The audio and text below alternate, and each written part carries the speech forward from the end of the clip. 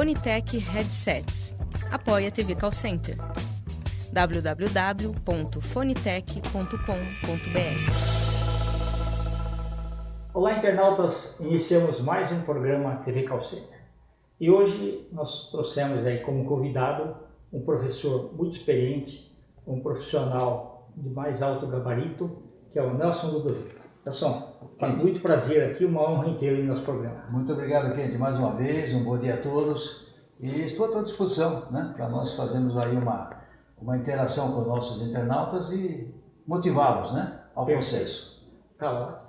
Ludovico, conta um pouquinho para os nossos internautas, você não nasceu já esse grande profissional. Como é que foi aí a tua carreira? Bom, Kent, uma árvore começa, né, com um embriãozinho, né, com uma semente, né? Então realmente é o sentido da vida. Bom, eu comecei minha carreira na área de comércio exterior, numa empresa em Santos, litoral, né, sobre exportação de café.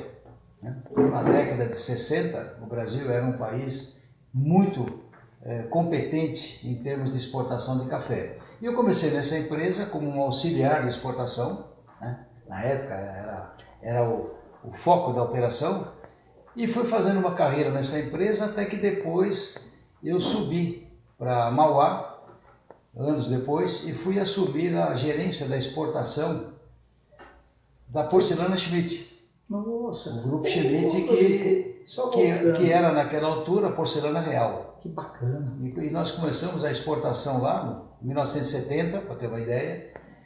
E aí eu comecei minha carreira, inclusive acadêmica, né, em Santo André, estudando na UniA, fiz administração, paralelamente estudando comércio exterior, sempre com muito entusiasmo, porque se via naquela altura um país que estava começando a ser mostrado pelo mundo.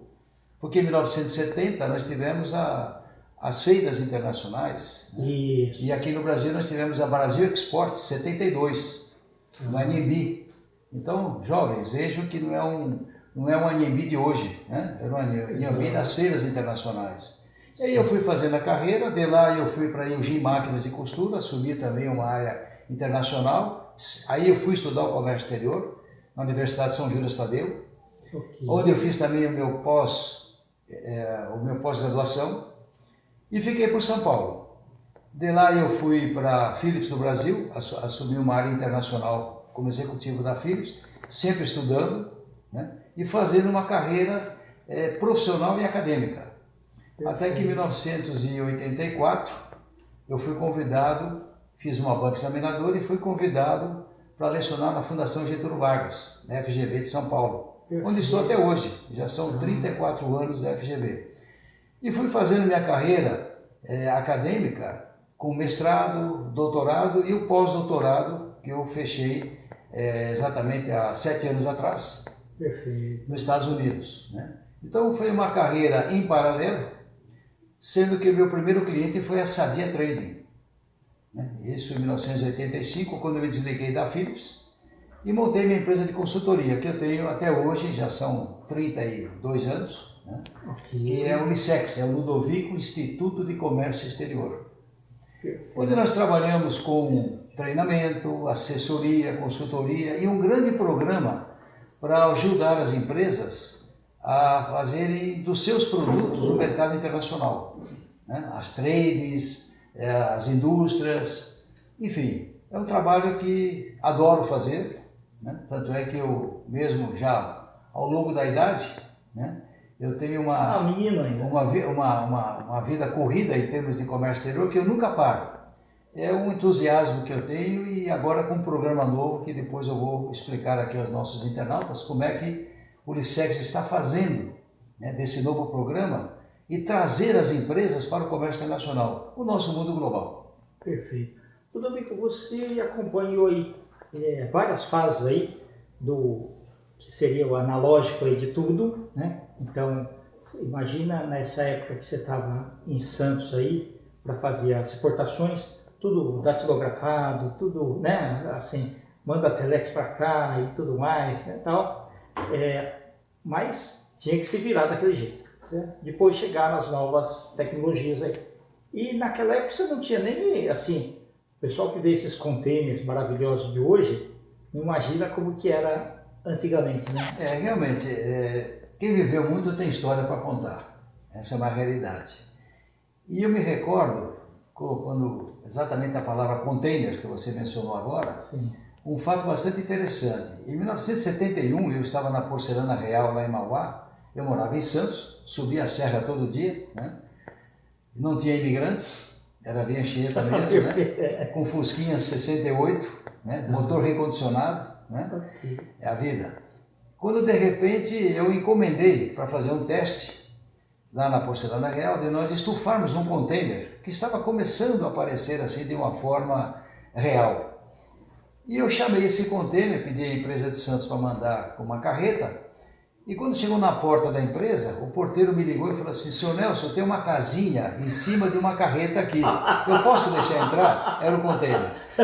O porteiro chamou isso de uma casinha, né? Porque era coisa nova, não era? Não, hoje o pessoal está acostumado a ver, mas aquilo não tinha antes. Assim como você mencionou o Telex, né? Sim. Com toda certeza, muitos dos nossos internautas não conhecem o Telex. Mas era a grande novidade de se poder comunicar. Para você ter uma ideia, Kendi, de Mauá para Santos ou de Mauá para São Paulo era interurbano, através da telefonista, PABX. Perfeito. Que maravilha hoje que nós temos aí uma comunicação em tempo real, com o mundo, até os nossos internautas de outros países nos vendo, uma coisa maravilhosa, né? Perfeito. É a revolução 4.0, também na comunicação. Perfeito. Vamos falar um pouquinho sobre o mercado, tá? Você que acompanhou toda essa trajetória, o que você poderia falar aí do mercado que seria o 1.0, 2.0, até a gente falar do 4.0? Isso. Bom, essa evolução, né, lá de 1815, com a Revolução Industrial, né, a primeira revolução, vem tornando o ser humano cada vez mais investigativo.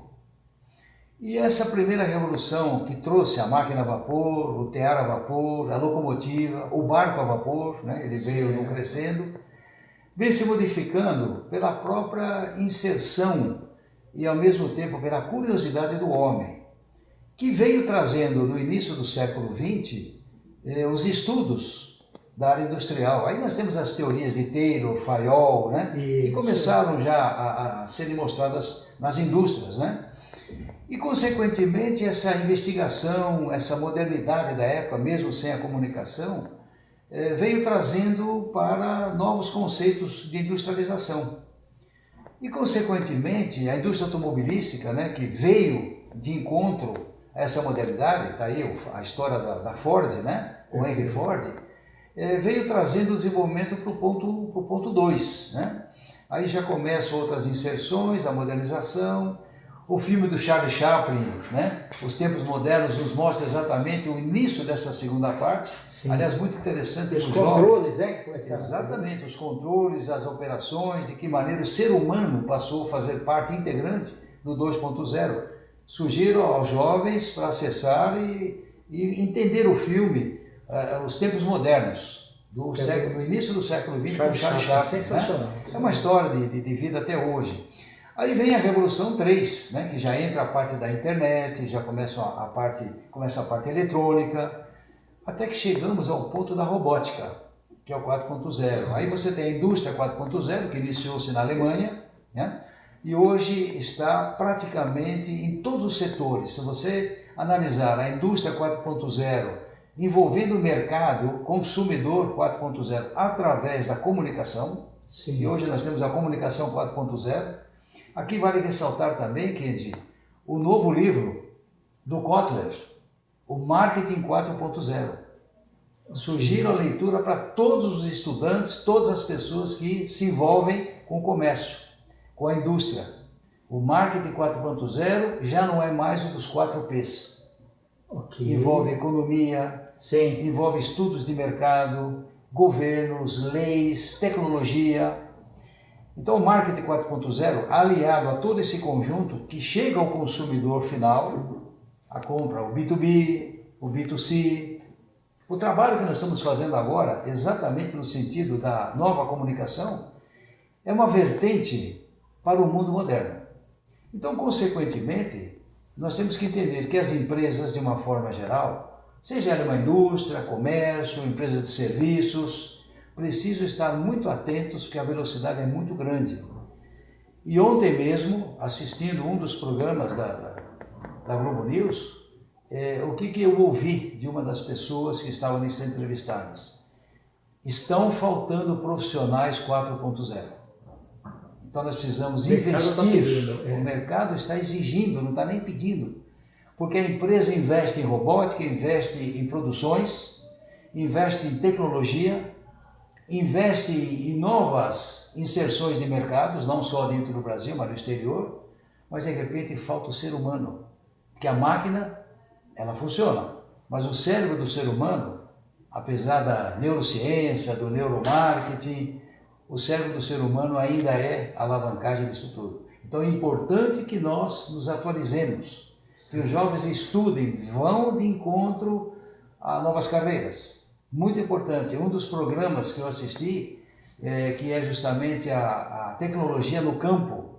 Por que o Brasil tem um grande avanço na colheita? Por causa da tecnologia. Hoje você vê um cidadão sentado numa colheitadeira, ele faz tudo. Exato. Lá dentro ele tem a rede, ele tem a comunicação com a nuvem.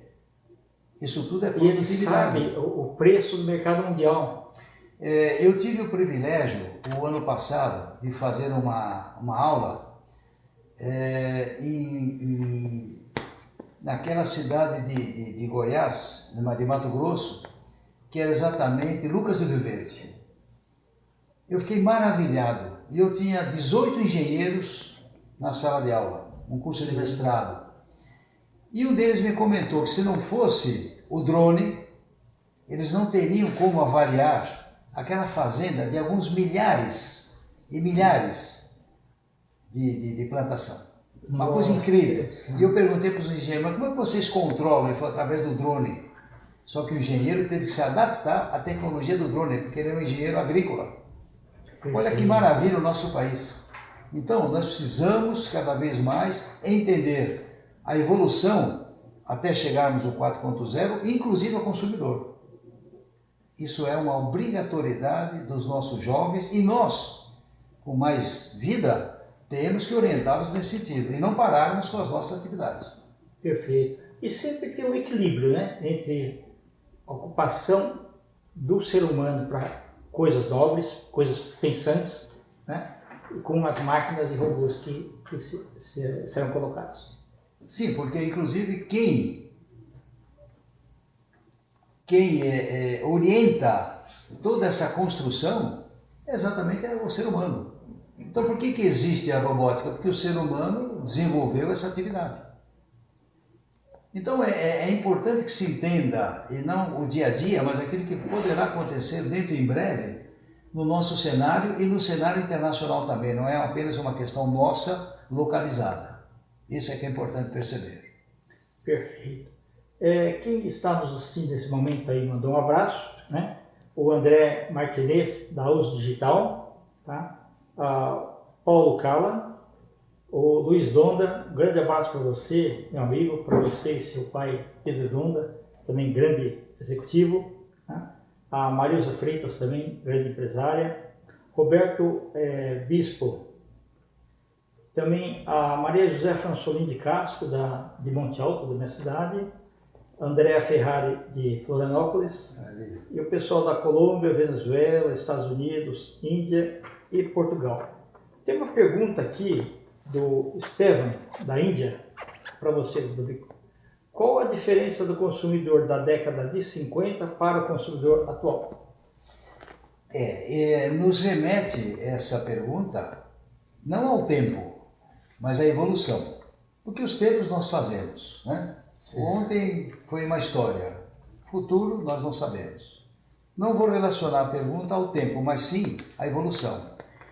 Se nós pensarmos que no término da Segunda Guerra Mundial, a reconstrução dos países da Europa, né, baseada no princípio de tudo que aconteceu, nasce a necessidade do consumo, pós Segunda Guerra Mundial. Sim. Então, no início dos anos 50, qual era o conceito? Era o conceito de produzir para poder atender o consumidor.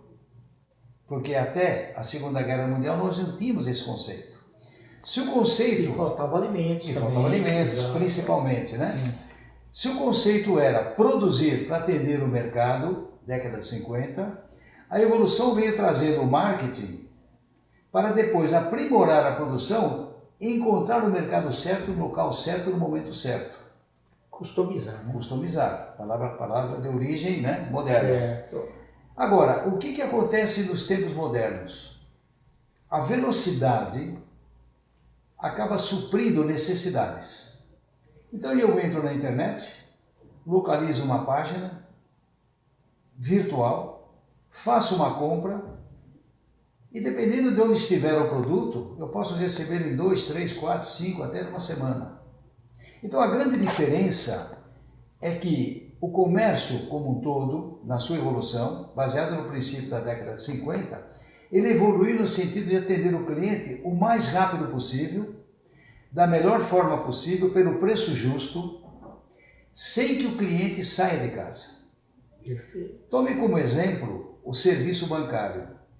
Você não tem necessidade de ir ao banco. Você vai esporadicamente. Porque a comunicação virtual, a comunicação eletrônica, toda a sistemática não está apenas no banco, está no comércio. E o comércio é que começou com isso. Então, respondendo à pergunta do amigo, a diferença está na velocidade do atendimento. E considerando essa velocidade, o aprimoramento das pessoas em atender da melhor forma possível. Mas não quer dizer que antes não era um sistema bom.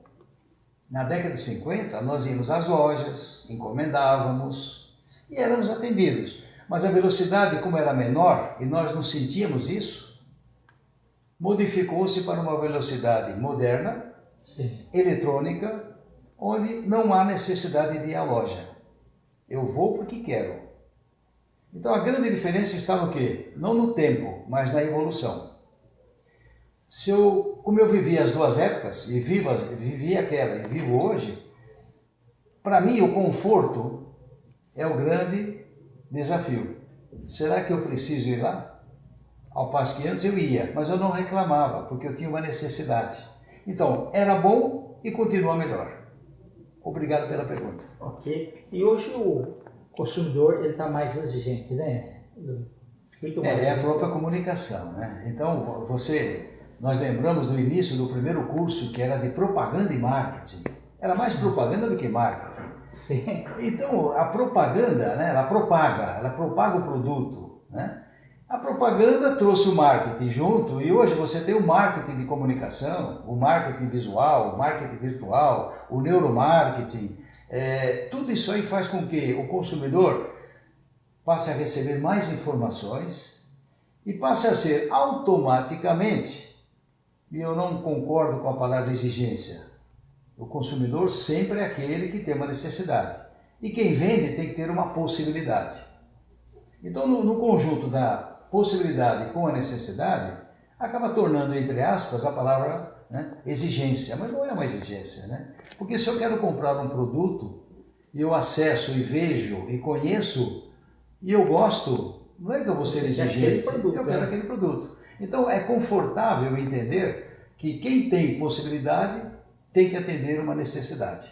Então, a palavra exigência, ela acaba sendo assim um portfólio, né? O cliente é exigente. Não, ele sempre será um consumidor exigente.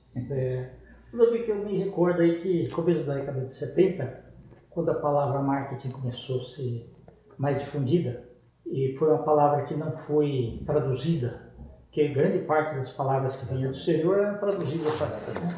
E quando se falava o que é marketing, só falava marketing é a alma do negócio. É a alma do negócio. O próprio Kotler, né, como guru da área, ele mencionou que o marketing tem 14 formas de ser entendida, mas não tem tradução. Certo. Tanto é que você fala que estudo de mercado é uma delas, né? Estudo do consumidor, você está marketeando o quê? O consumidor. Tanto é que é uma palavra, é uma das poucas palavras, né, que não tem uma tradução. Então, quando você vai escrever a palavra, você escreve marketing. Inclusive em itálico, porque ela é uma palavra estrangeira. Certo. Nas teses, nas dissertações, nos artigos, né? Certo? Interessante. É um conceito, continua sendo um conceito moderno. Tanto é que ele se modificou para marketing 4.0. Perfeito.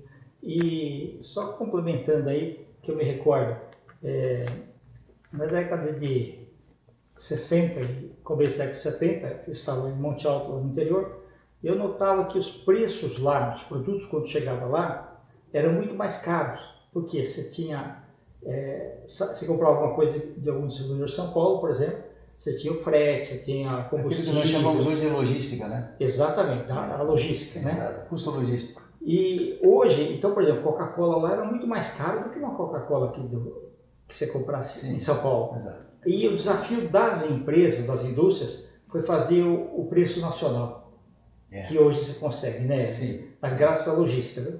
Você constrói fábricas, assim, dimensiona estrategicamente, perto de rodovias, com centros de distribuição ali e tal, para poder atender o mercado. E mesmo aquelas que não fazem o uso dessas filiais, né, produtivas, acabam contratando CDs, os centros de distribuições. Okay. Então você tem aqui pelo Brasil muitos centros de distribuição onde as indústrias de qualquer ponto transferem o produto para aquele centro para poder atender mais rapidamente o cliente.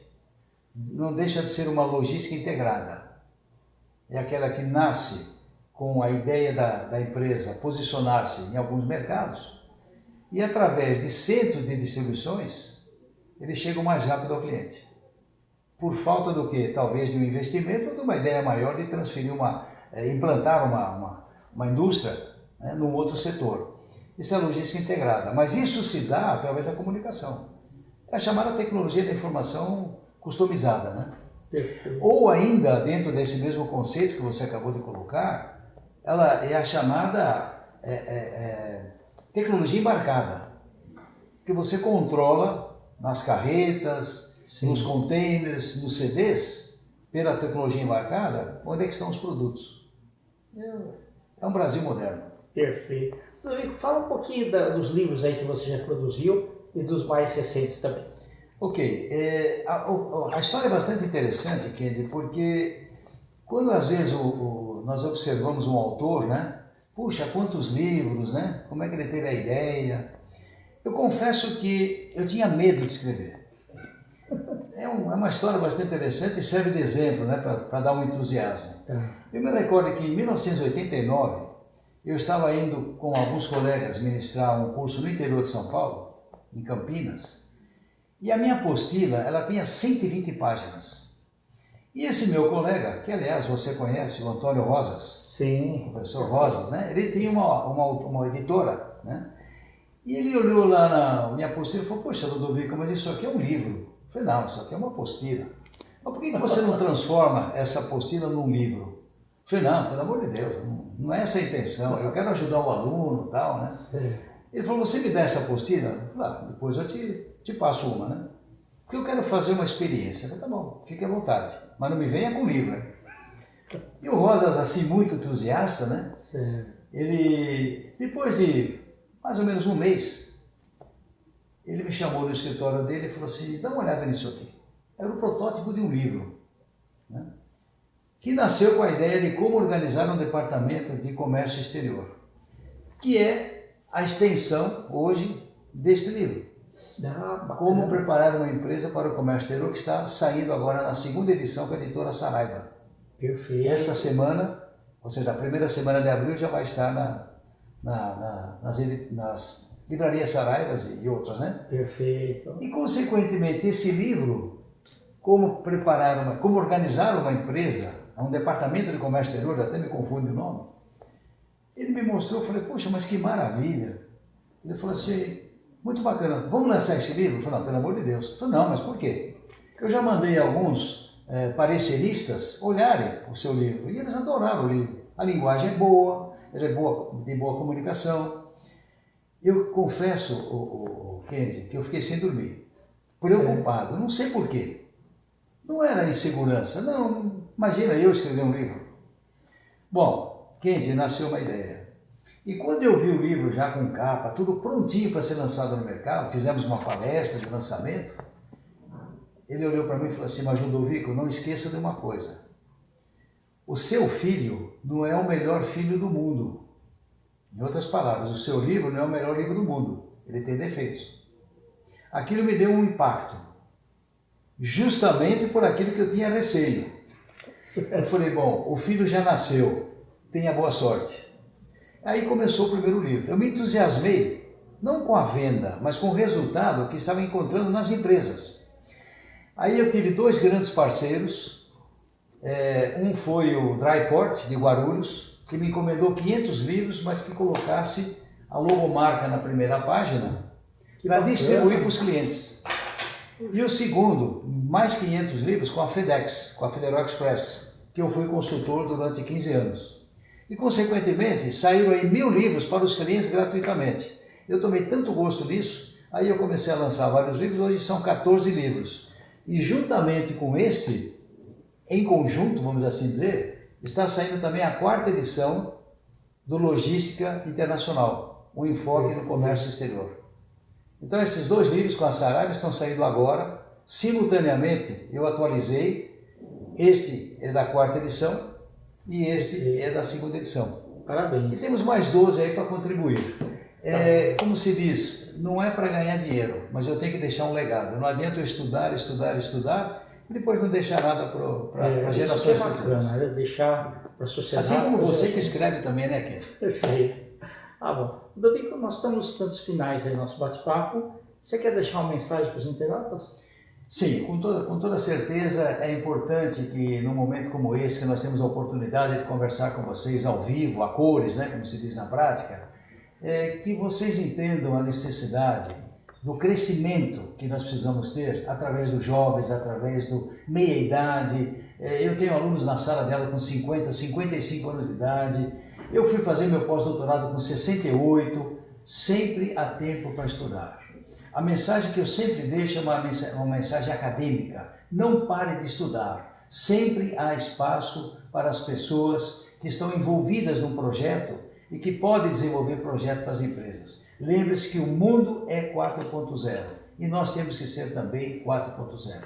Boa sorte a todos, muito obrigado, Kendi, pela oportunidade e que tenham todos uma vida muito feliz. Perfeito. Ludovico, você vai receber um livro meu de presente, vou autografar daqui a pouco. Muito obrigado. E com os agradecimentos aos nossos apoiadores aí, Bispro, Editora Laços, UDCA e Garrido Marketing, nós finalizamos mais um programa TV Call Center.